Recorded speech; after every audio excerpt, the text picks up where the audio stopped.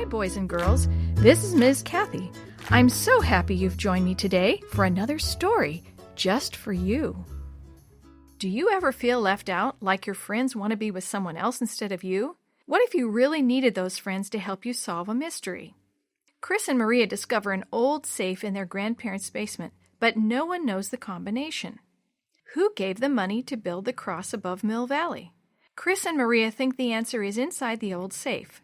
As they follow the clues, Chris learns some important lessons about friendship and jealousy, and about being a Christian. Chapter 5.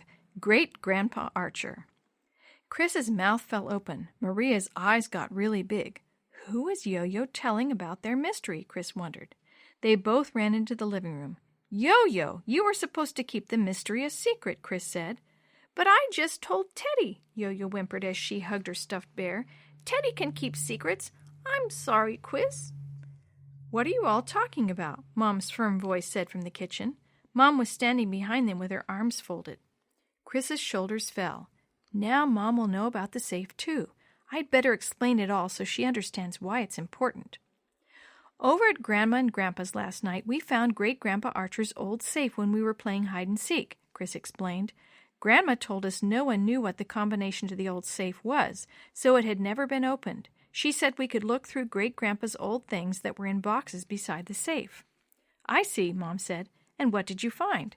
Chris lowered his eyes. Nothing, except I did find an old statue someone carved for Great-Grandpa. Grandma said I could keep it. And I found a bunch of old photographs, Maria added.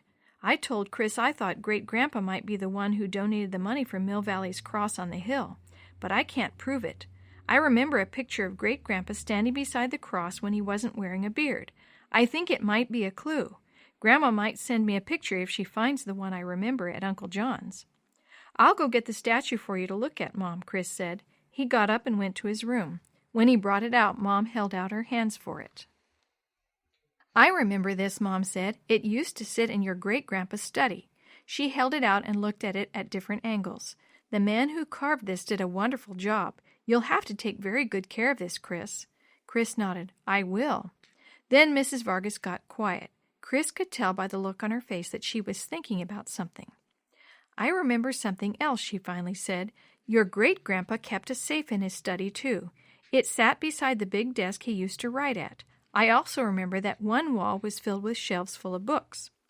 Chris went back to his room to get his notebook and pencil. When he got back, he wrote down Mom's description of Great-Grandpa's study. How many books did Great-Grandpa write? He asked. 30 or 40, I believe. 40 books? Wow! Chris exclaimed.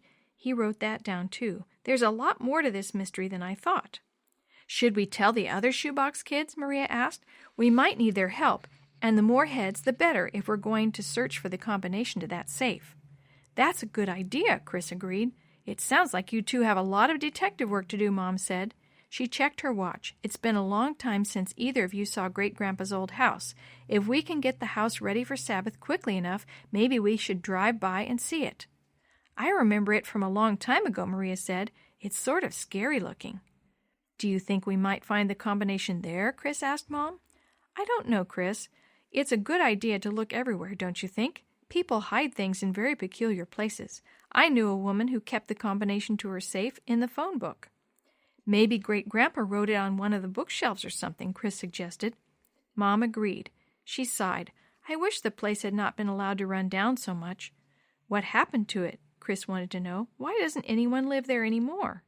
Mom's eyebrows knitted together. Well, she said, I believe that when Grandpa Archer died, his belongings were divided equally among his children. The house was sold to pay off what was owed on it, and what was left over was divided up. None of his children could keep the house because it was so big and so expensive. Maria slowly set a can of beans in the pantry while she listened to Mom. What happened to the other owners? She asked. The people who bought it lived there for several years and then sold it. The second set of owners had some financial problems, and the bank took the house back because they couldn't make the payments. It's just too big for most people. Now it's too run down to attract buyers. If anyone were to buy it, they would have to make major repairs to it before moving in. Who owns it now? Maria wanted to know.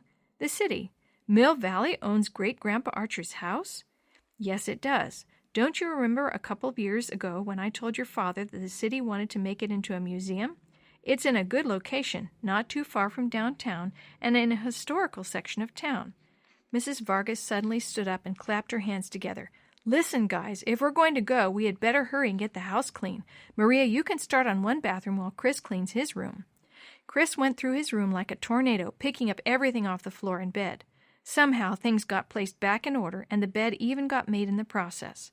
Maria cleaned the bathroom she was responsible for, and on her way past Chris's room, handed the cleaning supplies off to him. He headed straight to the bathroom it was his duty to clean, and started working. When they had finished cleaning, they went downstairs and grabbed their jackets. "Ready, Mom?" Chris called. "Just a minute. I'm just finishing putting together a bean casserole for potluck tomorrow." A moment later, Mrs. Vargas was slipping an arm into her jacket and reaching for her purse at the same time. She glanced outside. "I wish the wind would stop blowing, but I guess early spring is just a windy time of year. Let's hurry and go so we can be back before Dad gets home from work."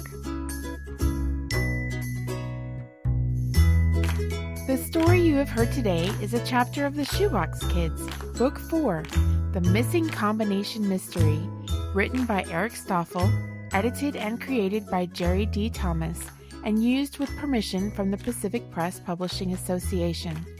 If you're interested in any other books published by the Seventh-day Adventist Church, please visit AdventistBookCenter.com or call 1-800-765-6955. This podcast is a production of the Carolina Conference of the Seventh-day Adventist Church.